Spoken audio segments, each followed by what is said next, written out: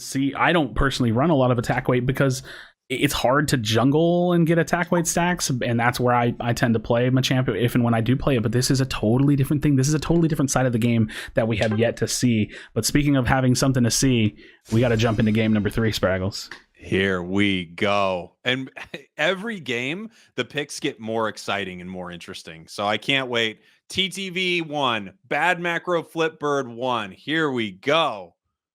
I feel like I want to put a good amount of focus on the top lane because I'm just so excited about the pick and I really just want to see how this one's going to break down. So I think that I might have to look at this Machamp starting off. So let's go on ahead and watch Dexter. We'll see what the strategy is. How does he play it? Is he going to try to do like lane, like farm trading? I don't even know what to call that. The APOM farm trading where they're on the opposite side of the lane. Krashy, I guess we'll have to wait and see. We have a 2-1-2. We have a 2-1-2. Blissey Zera top.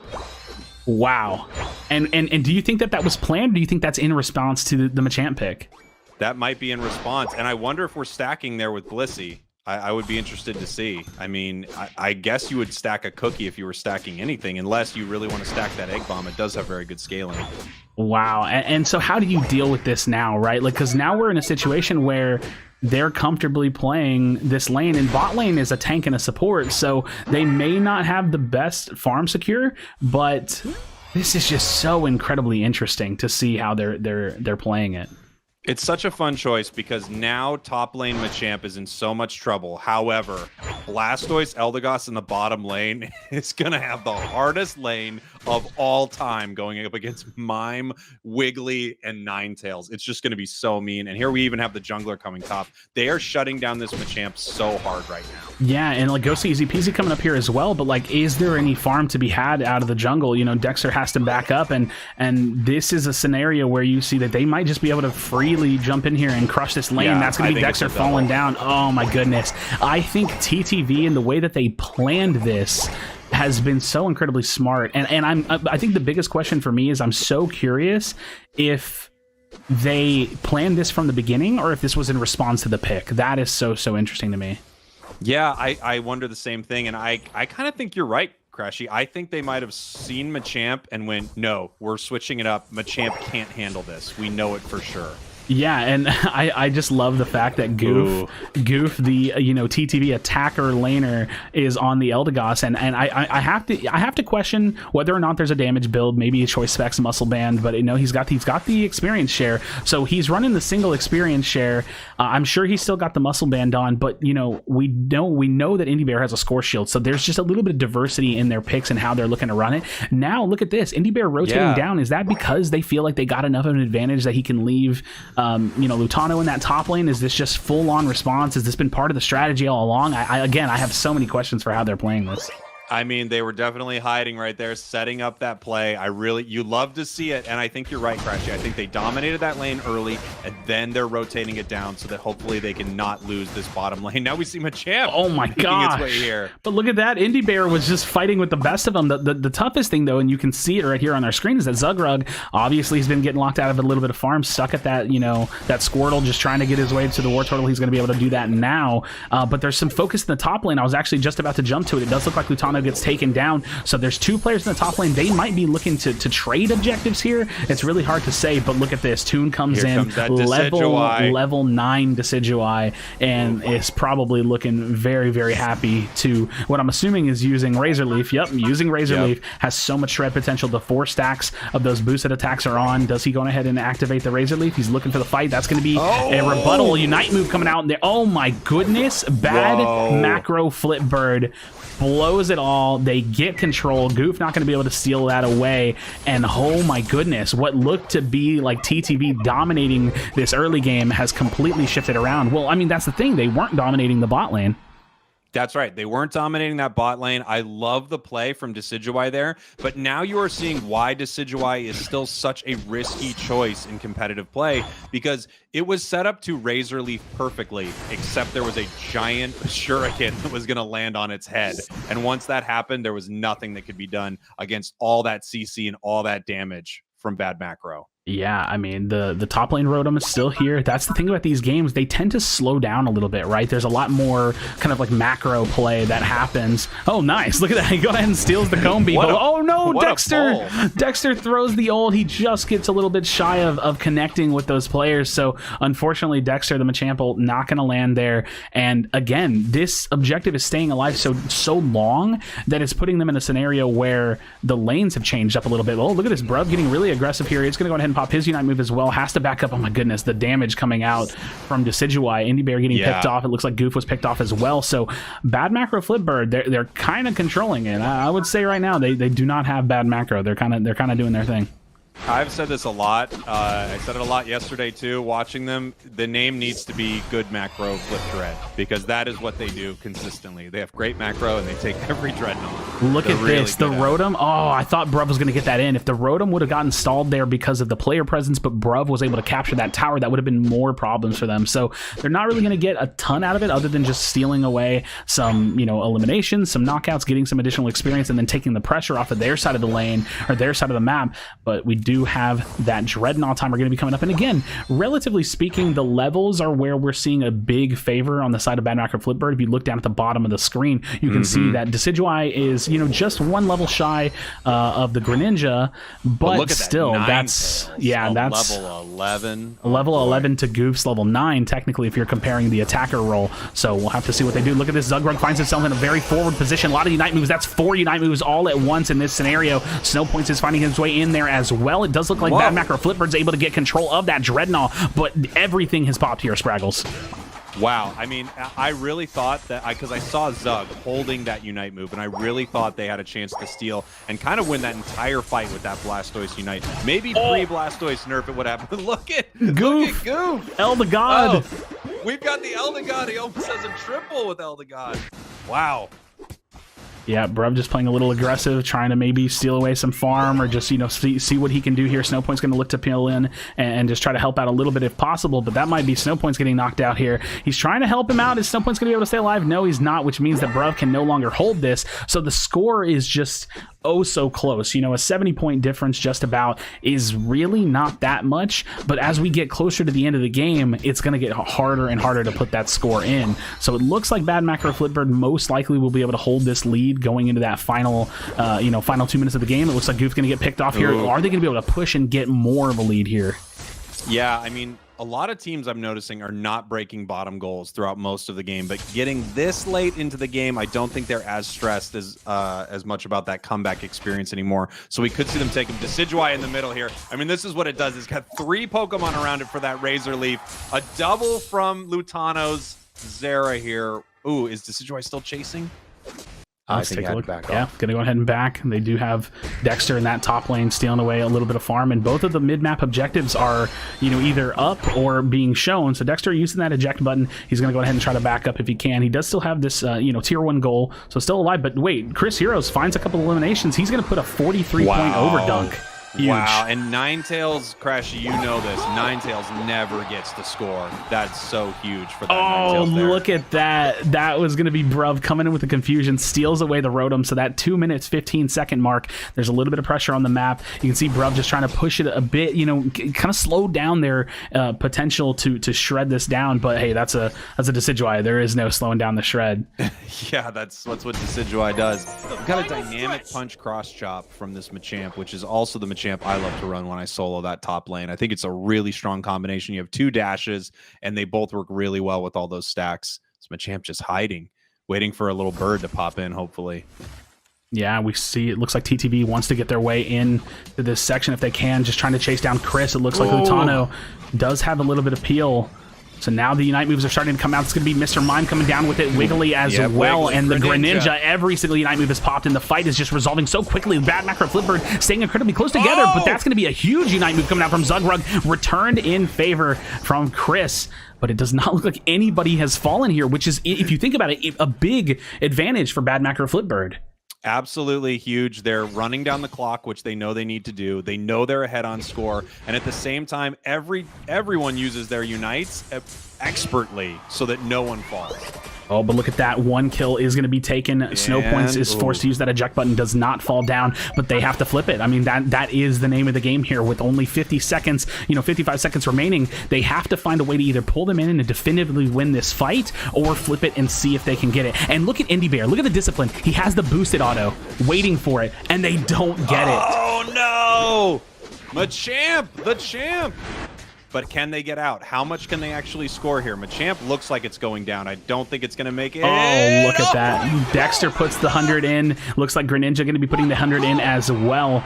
And that's going to be it. I mean, there's really just no more time, no more way for them to pick it up. I was really wondering what we were going to see from Decidueye in this game. And while Decidueye is amazing, we also saw the reason that Decidueye doesn't get played a lot. Because if it doesn't get set up well enough to shred the enemy team, if the enemy team can shut it down, if the enemy team can move it where it wants to go, especially with Pokemon like Mime and Wiggly, it's really hard for Decidueye to end up shredding the entire enemy team there. All right, so there we have it. Bad Macro Flipbird putting themselves up 2-1 in the series, which means they are now at game point or match point, whatever you want to call it. Let's go ahead let's go ahead and jump back to us. I'm going to go ahead and wipe out our graphics. So, man, I just love the current state of these games. Machamp finds a win in a competitive game. So are we now, is the only Pokemon, the chat maybe can help me out with this, is the only Pokemon that has won every single game Wigglytuff? Is that the only Pokemon that has made it through every single match on winning teams? Buddy Barrier, good. Not the greatest all the time on Slowbro, but it's always a good call to have it on your tanks to support the other people on your team. And of course, if you catch someone with your Unite move and you can let someone like Zeraora or Greninja who has low health stay there to burn them, I think that's a very, very good combination there as well. Score Shield, I think, is kind of a no-brainer on Slowbro, but I'd be interested to see if we see an Assault Vest. Oh man, I'm buying the shirt. I'll wear a Bad Macro Flipbird shirt. So the thing about it though, and the reason why I was bringing up the versatility and the potential items, itemization held items for Slowbro, is that I'm assuming that we have Bruv on Mime, we're going to have Jungle and top lane's going to be Zera Greninja, and then we have basically our lane attacker is Slowbro. So I wouldn't be surprised to see something like maybe Muscle Choice specs and then Buddy Barrier. So you have basically a damage range Slowbro, which if you've ever played it, it's not going to do a ridiculous amount of damage, but it's surprisingly a lot of damage. So you have that surf. If you can get that level going into the first bees, then you surf the bees, you CC your enemy simultaneously. You have the ability to range damage poke with the Muscle Band, which, I mean, the reason Muscle Band is such a high tier held item is because of the fact that it just does so much damage. Like that just is the way that it is. It does a ridiculous amount of damage. So I'm very, very interested to see if it feels more tanky. Obviously, we can't actually see held items. That's one thing I hope to see as an addition to the spectator client at some point. They need it. They need it. When you pull up their move sets, you should also be able to see held items. Oh, absolutely. I would love it. Yeah. And Slowbro, a lot of the item choices you were talking about, I think, are very valid. I think you could still drop that Buddy Barrier and run Score, Muscle, Choice specs on Slowbro, especially early, you steal with it a ton. You steal Pokemon with it. You steal those wild Pokemon that you're fighting over all the time with that extra burst from Choice specs. All right, Jake, well, here we go. We're going into game number 4, and again, match point for Bad Macro Flipbird. And as I'm looking at the loading screen, that is going to be Chris Heroes on the Slowbro. So their lane attacker is the Slowbro. I'm very interested what the build is. It's really hard to say, but a lot of eject buttons. We have a couple full heals and then a Fluffy Tail on the Greedent again, which I believe was ran in one of the previous games. So very, very interesting how these have all, kind of how this has all come to fruition. But we do have Toon on the Jungle Venusaur, which, in a lot of cases in this game, you don't really have a big reason to run Jungle Venusaur. But Venusaur Jungle, undeniably incredibly strong. Again, definitely expected to be Giga Drain Pedal Dance. Can we see if Slowbro? Oh, he doesn't have it. Oh, he doesn't have it. No, I'm expecting at least one damage item on that Slowbro for sure. Yeah, I wouldn't be surprised if he's got 2. Choice Muscle, I think, is a great call on him, but I could also see Muscle, Score Buddy as well. Yeah, and I really do want to take a look and just see, you know, are they capable of securing the farm? Like, is he going to be able to hit that level 4? Because that's such a big question going into that first 850Bs, is whether or not he'll be able to hit that. So we'll have to see. That said, we do have a top lane about to go down, which is a huge part of this game competitively, is how that top lane 2v2 with that jungle influence happens for the first Bs. Ooh, just missed. He doesn't know he's there. He knows he's there, but he doesn't know he's there. And we've got 4 coming out for Slowbro here. There We you got have it. 4 for Mime. Let's see this Surf. Yep, getting a little bit of poke. Yep. Being patient. And looking for the damage trade off that top side. You do see Bruv getting a little bit damaged as well. Has to go ahead and start to back up. That's going to be Bruv falling down. Snow Points takes a bit of damage there as well. So, I mean, really, TTV just hard prioritizing doing damage in the lane over, you know, just trying to hard secure. Because if you look at their team, they don't have... Yeah, I mean, goodness, that's the power of Hyper Voice. They do lose Toon in the jungle there, so a bit of trading and looking at the score, like even with top lane just being a 1v1, it's only 9-0 in terms of energy scored. So really, this game is just going a little bit back and forth, but it's going to come down to those levels and who has the strength going into the first, you know, Dreadnought fight. I'd really like to see, I mean, obviously Zera and Greedon I think both do very well in that top lane, and it looks like they're trading pretty evenly here. I'd really like to see how this match starts to build, because both Greedon and Zera get pretty scary as it goes on. Level 7 Greedon and level 8 Zera, pretty scary Pokemon. Yeah, and we actually did see a smokescreen Greninja, so that's probably going to be a Surf. I think maybe we're starting to see the meta starting to shift back towards Surf for the secure. I mean, that was kind of the way that it was played originally in the early days of the Greninja meta, and we do see the Surf coming out again from him. So, you know, yeah, that was Toon playing it, now Gosu Easy Peasy playing it. I just love it as a secure ability, as an execute, the ability to kind of lock it down. But we do have the 720Bs, the 2v2 happening in the top lane again, you know, the 3v3 in the bottom lane, and they're all just trying to set the stage for this first big set of objectives. Ooh, and look at that. I mean, that Covet Greed. You can't KO it. It's going for the berry. Oh, so deep though. Lutano maybe you know, overstaying his welcome a little bit there, but nonetheless. I think so. But boy, he stays alive for a long time, huh? And now the question is Greedon going to rotate down to the bottom lane? Are they going to let Zeraora have it? Does Zeraora stay top? Goof with that Sylveon. He's just such a dominant Sylveon, and you put out so much damage with that Hyper Voice on the entire enemy team. Yeah, absolutely. You know, one thing that's hard to kind of discuss, I guess, to a certain degree, is that, you know, while Chris is kind of playing the attacker role for the team, big fight starting to break out now. We actually do have Unite moves popping. We'll see Bruv just kind of getting out of position here, maybe just going to go for a score, try to see what he can trade. Dexter going to be in that top lane, but it does look like Toon going to be finding the first elimination here in this fight. So you do see Zugrug getting very low, but look at that. Goes so easy peasy, not able to stay alive, and that's Toon and Zugrug putting in a very large amount of points, dropping that tower down to 10. Do they want to go on ahead and break this? It does look like their team's going to be TTV finding that Dreadnought, you know, ability to secure that Dreadnought, and now top lane is going to be Dexter just getting the Rotom as a trade. Yeah, and I mean, the nice thing about this top lane, it's not only did they get the Rotom, they also got a ton of experience. Zeraora really turns on at level 8. If he's not level 8 by that Dreadnought fight, kind of similar to someone playing a Garchomp in top lane, I understand them not rotating if they're not powerful enough to really affect the fight yet.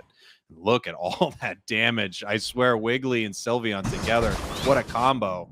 Yeah, it's crazy damage. Look at this. It looks like a lot of chase going down in the bottom lane. You do have Indie Bear. A very dive-heavy team is something that we're seeing coming out from them. It just is so much happening. I think, you know, top lane has just been kind of mirrored out a little bit. But TTV, the score is so close, but I feel like they're starting to just run away with the experience. You can see the level 12 on Toon is That's a exactly gigantic what I was going leap. to bring up. Look at that, a level 12, and we have level 7s on the side of bad macro. This isn't even close.